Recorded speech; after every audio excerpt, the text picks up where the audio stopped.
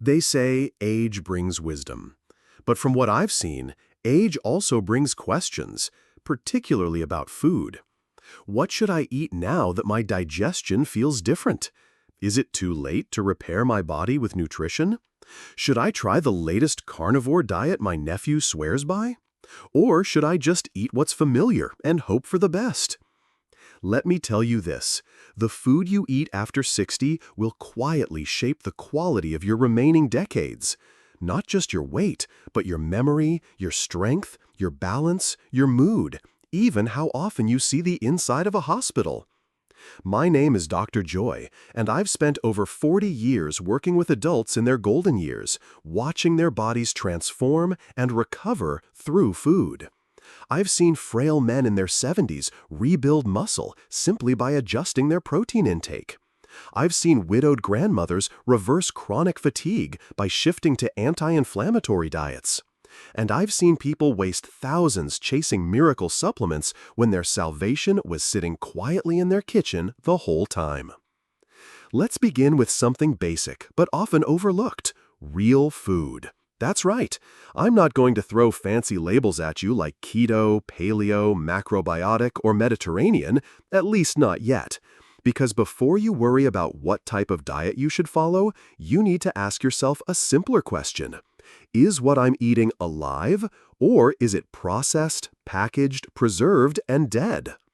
By alive, I mean fresh, vibrant, plant-based foods that rot quickly if you don't eat them in time, because those are the foods that truly nourish you. A handful of steamed broccoli, sliced papaya with lime, brown rice cooked with turmeric.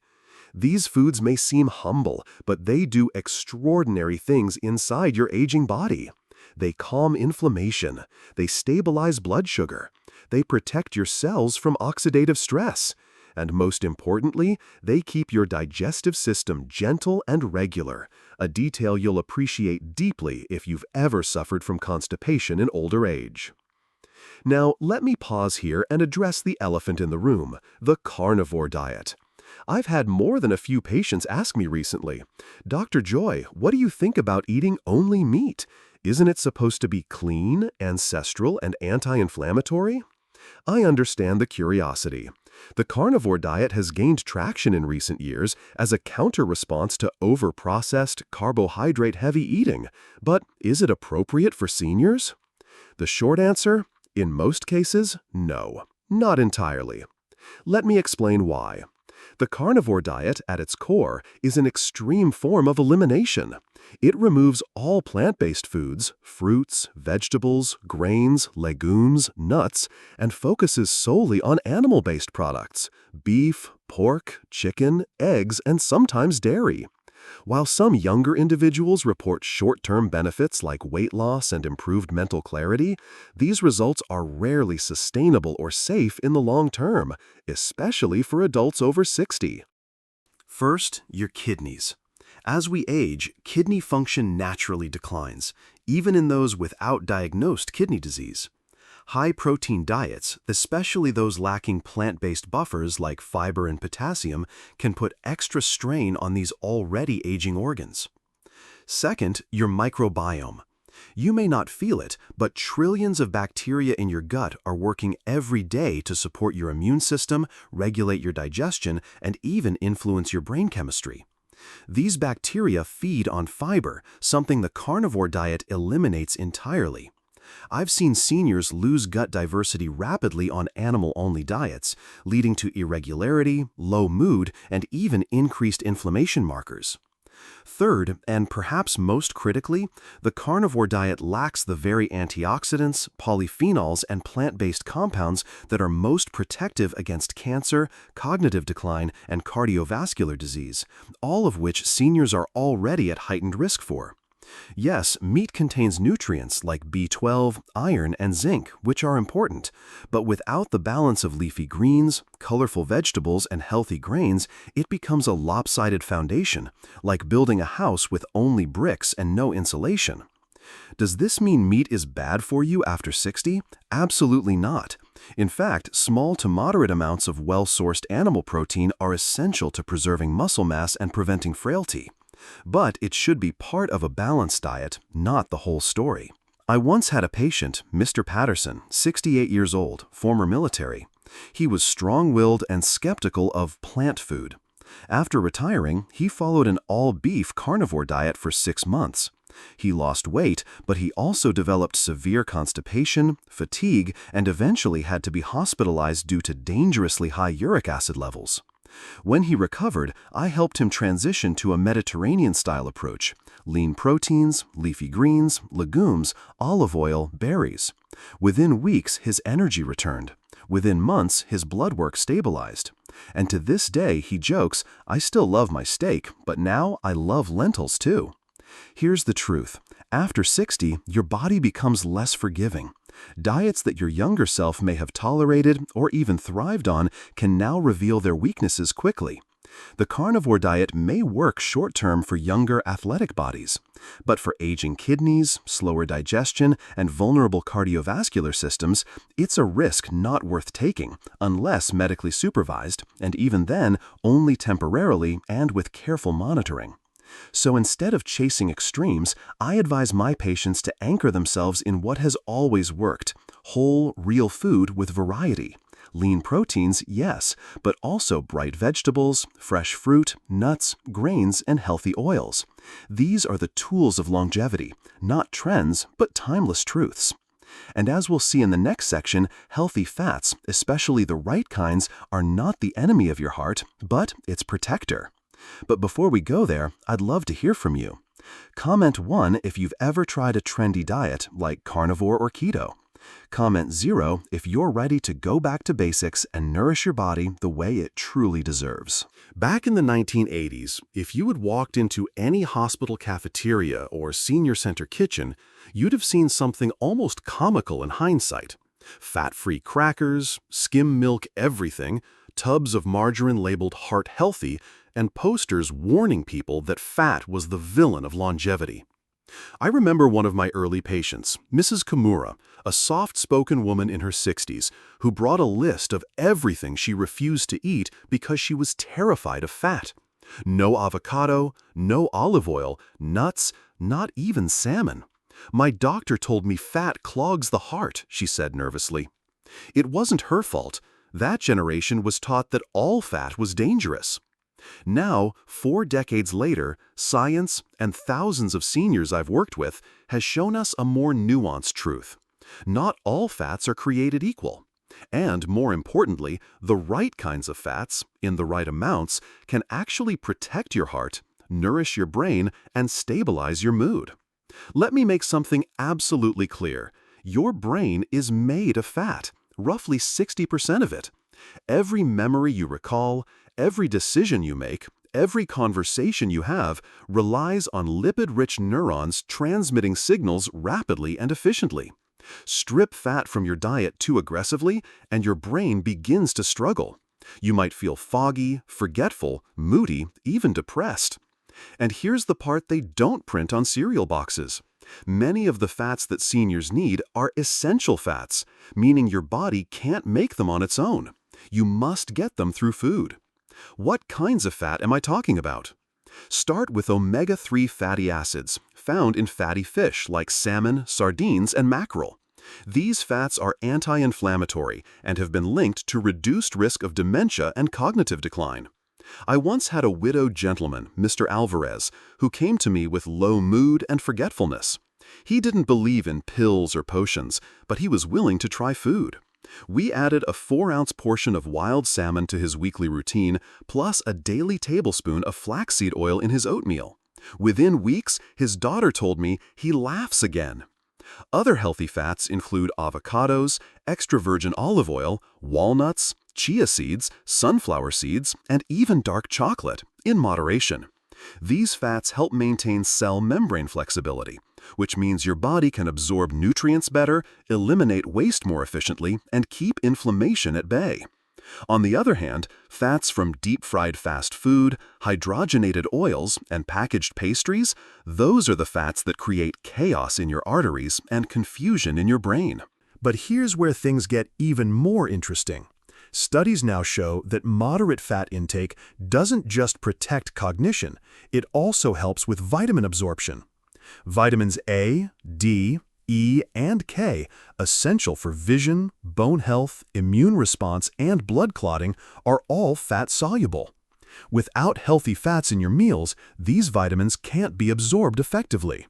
So yes, you could be eating the right vegetables and still be undernourished if you don't have enough fat to unlock their benefits. Let's return to Mrs. Kimura for a moment. After some encouragement, she agreed to try half an avocado on toast every morning and a drizzle of olive oil over her dinner vegetables. We tracked her progress over 6 months. Not only did her cholesterol not go up, her HDL, good cholesterol, rose, her triglycerides dropped, and her memory scores improved. She smiled more, moved more, and even took up Tai Chi again. She later told me, "Dr. Joy, I thought fat was my enemy, but it turns out fat gave me my joy back." Of course, moderation matters. No one's asking you to guzzle oil or eat bacon by the slab. I recommend 1 to 2 servings of healthy fat per meal, just enough to support hormone balance, nerve function, and cell health. For example, add a spoonful of ground flaxseed to your soup. Drizzle olive oil over your roasted vegetables. Enjoy a handful of almonds with your afternoon tea. These small acts, repeated daily, are the invisible armor of healthy aging. Now, what about saturated fat? This one deserves careful attention. Contrary to popular belief, saturated fat isn't always toxic, but it should be treated with respect. A little from high-quality sources like pastured eggs or grass-fed butter may be tolerated, but excess amounts, especially from processed meats, can raise LDL cholesterol and increase cardiovascular risks, especially in older adults. If you're already managing hypertension, type 2 diabetes, or have a family history of stroke, I'd advise keeping saturated fats low and prioritizing mono and polyunsaturated fats. One final note. Coconut oil, while praised in some circles, is still high in saturated fat. Use it sparingly and always in the context of a well-rounded plant-rich diet. Remember, your body doesn't care about food fads. It cares about function, about the fuel you give it to heal, grow, and think clearly. And at this stage in life, clarity and mobility are worth far more than flavor trends. In our next section, we'll explore the role of protein in preserving muscle mass, strength, and immune function after 60, and why skipping protein may be silently speeding up frailty. But before we go there, let me ask. Comment 1 if you've started adding healthy fats back into your meals. Comment 0 if you're still unsure about which fats to trust. I remember the first time I saw Mr. Yamada walk into my clinic. He was 73, tall but thin, with hands that trembled slightly as he held his hat. His voice was soft. "I'm eating less now, doctor," he said. "I've lost some weight. Maybe that's good?" I looked at his chart. He'd dropped 12 pounds in 4 months. He thought it was a win. But when I asked how easily he could get up from a chair without pushing on his knees, he paused. "It's harder than before," he admitted. And there it was. You see, in older adults, unintentional weight loss is not always healthy. Often, it signals something far more dangerous, muscle loss, what we call sarcopenia. And when muscles shrink, your strength fades, your balance falters, and your risk of falls and fractures multiplies. This is why protein is not optional after 60. It is not just for bodybuilders or athletes. It is the very fabric of your muscles, immune system, hormones, neurotransmitters, and enzymes. Without enough of it, the machinery of your body slows down, misfires, and eventually breaks. But here's the trouble. As we age, we process protein less efficiently, which means you may need more than you did in your younger years, not less. That may sound surprising, but studies now show that older adults should aim for 1.0 to 1.2 grams of protein per kilogram of body weight, and even more if recovering from illness or injury. For a 150-pound person, that's about 68 to 82 grams of protein daily. Let's talk sources. Most people first think of animal proteins: chicken, turkey, fish, eggs, and lean cuts of beef or pork. These are rich in complete proteins, meaning they provide all the essential amino acids your body needs. But there's also a world of plant-based protein worth exploring: lentils, chickpeas, black beans, tofu, tempeh, quinoa, oats, nuts, and seeds. They offer fiber, antioxidants, and lower saturated fat levels, making them especially heart-friendly. I had a patient, Mrs. Bennett, age 66, who was wary of eating meat after a lifetime of cholesterol warnings. We built her protein plan from the ground up: tofu stir-fried with bok choy, quinoa salads with black beans, almond butter in her morning smoothie. In just 2 months, she reported more energy, fewer afternoon crashes, and better sleep. "I didn't know I was starving my muscles," she confessed. Now, let me be clear. Balance is key. A combination of animal and plant proteins often works best, depending on personal tolerance, cultural preferences, and medical needs. But just eating protein isn't enough. You need to distribute it throughout the day.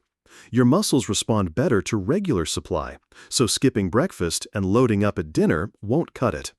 Try this instead. Breakfast: oatmeal with chia seeds and a boiled egg. Lunch: grilled salmon on mixed greens with quinoa. Snack: handful of almonds and Greek yogurt. Dinner: stir-fried tofu with broccoli and brown rice. Each meal gives your body a chance to build, repair, and defend itself. Skimping on protein, especially at breakfast, often leads to weakness, sugar cravings, and mood dips by midday. And if you're wondering whether protein supplements are necessary, the answer is not always. Food first. But if appetite is low or chewing becomes difficult, which happens often with seniors, then a high-quality, low-sugar protein shake can help fill the gap, especially after physical activity. Speaking of which, protein and movement go hand in hand.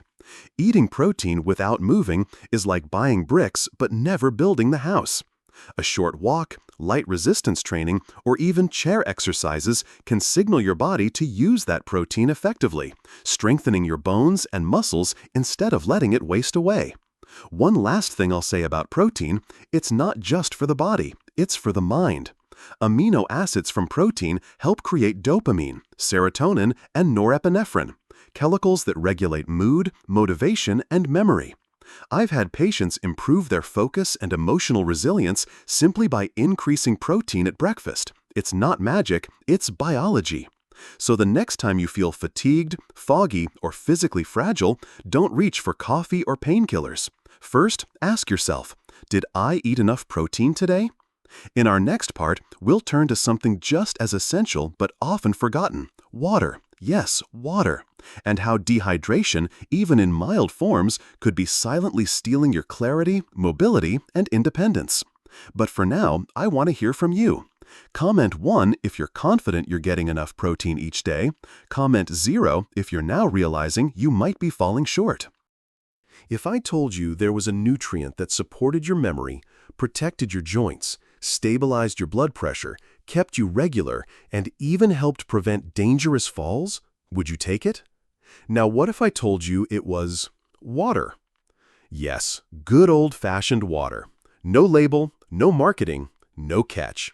And yet, in my years of working with older adults, I've seen more damage from chronic low-grade dehydration than almost any other nutritional mistake. Why? Because it happens slowly, silently, and most people don't even know they're dehydrated until their body begins to fail them, one system at a time. Let me share the story of June, 81, a retired school teacher with bright eyes but thinning bones. She came in after a fall in her garden. No broken bones, thank goodness, but she confessed she had been feeling woozy for days. Her vitals were stable, but her labs showed it clearly. She was dehydrated. When we asked about her fluid intake, she hesitated. "Well," she said, "I don't want to go to the bathroom all the time." This, right here, is one of the most common traps among seniors. The fear of incontinence, or simply the inconvenience of frequent urination, leads to less drinking.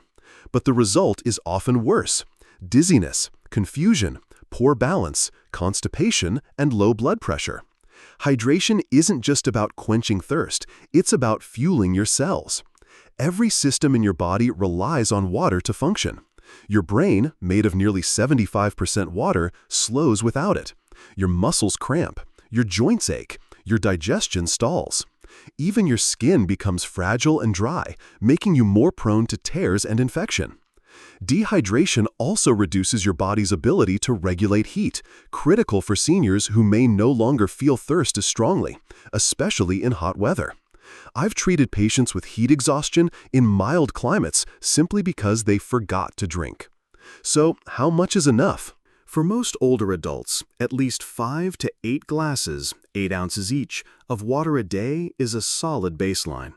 That's around 1.5 to 2 liters.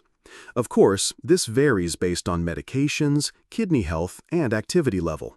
If you're on diuretics or have heart failure, you should absolutely check with your doctor before increasing fluids too much.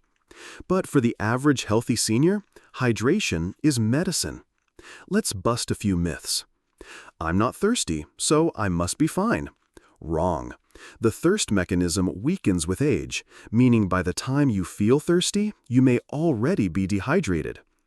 Coffee or tea counts, right? To a degree.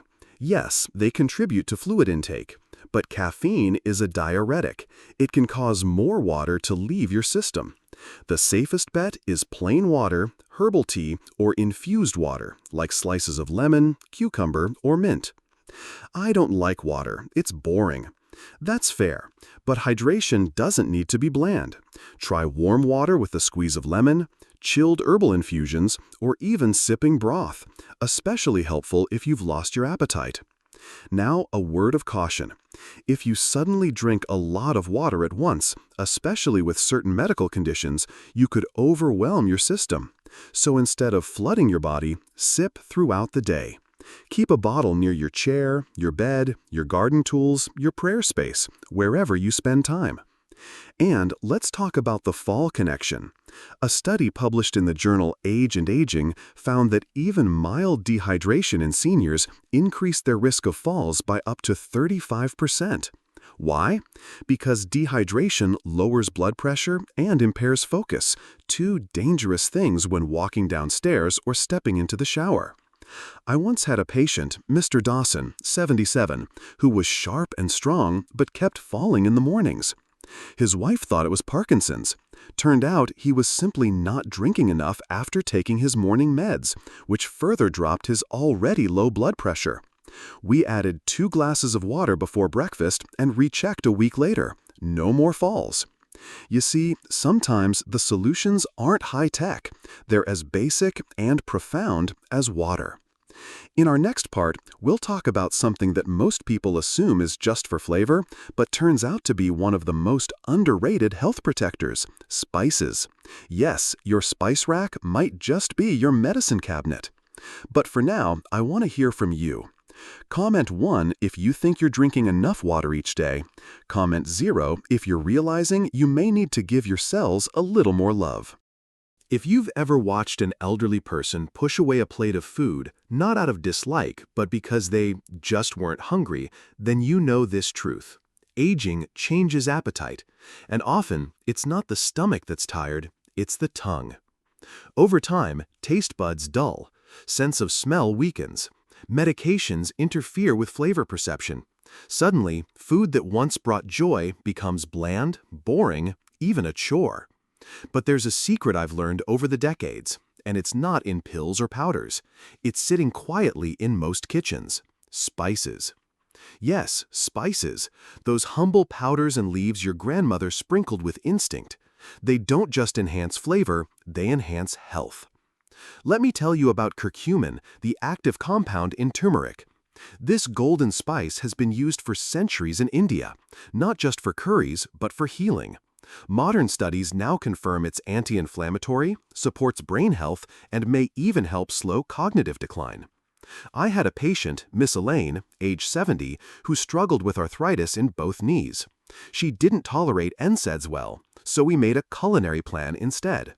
We added turmeric to her scrambled eggs, stirred it into lentil soup, and blended it into warm milk with a dash of honey and black pepper, which boosts turmeric's absorption.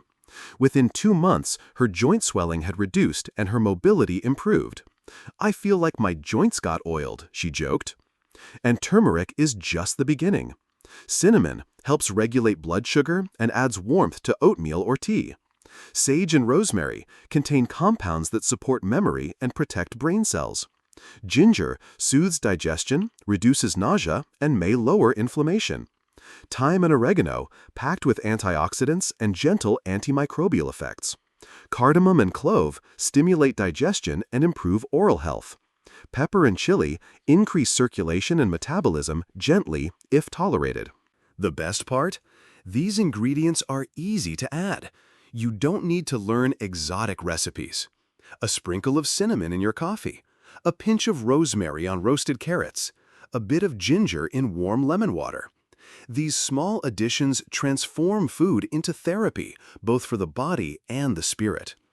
But as with all powerful tools, a gentle reminder, a little goes a long way. Especially if you're on blood thinners or have digestive conditions, start slow and talk with your doctor. That said, I've rarely seen any senior harmed by a pinch of cinnamon or a spoon of turmeric. Far more often, I've seen them helped, especially when these spices reawakened a desire to eat. And that, my friends, might be the most underrated health outcome of all. Because here's what I believe, after 40 years, healing is not just about numbers on a chart. It's about returning joy to the simple act of eating. A lonely senior who rediscovers their taste for life. A quiet widow who starts cooking again. A grandfather who passes his spice secrets to the next generation. These stories remind us that the dinner table is where health and love meet, and spices, tiny though they may be, are some of our oldest, most faithful allies. As we wrap up this journey together, let me leave you with this. The ideal diet for seniors is not a strict formula. It is a flexible, joyful, mindful relationship with food, one that emphasizes whole, plant-forward meals with rich colors and textures, moderate, clean proteins for strength and repair, healthy fats to protect brain and joint function, plenty of water to hydrate every cell, and healing spices to awaken appetite, memory, and vitality. You don't have to change everything overnight. Just choose one thing today: a handful of walnuts, a glass of water, a sprinkle of turmeric, and let that be the seed of something bigger. Your body, even now, is listening, and it's capable of healing more than you know. Thank you for walking this path with me. I hope these insights have empowered you, or someone you love, to eat not just to survive, but to thrive. And now, before you go, comment 1 if you've discovered a spice you'll start using today. Comment 0 if you're still figuring out how to bring flavor back into your life.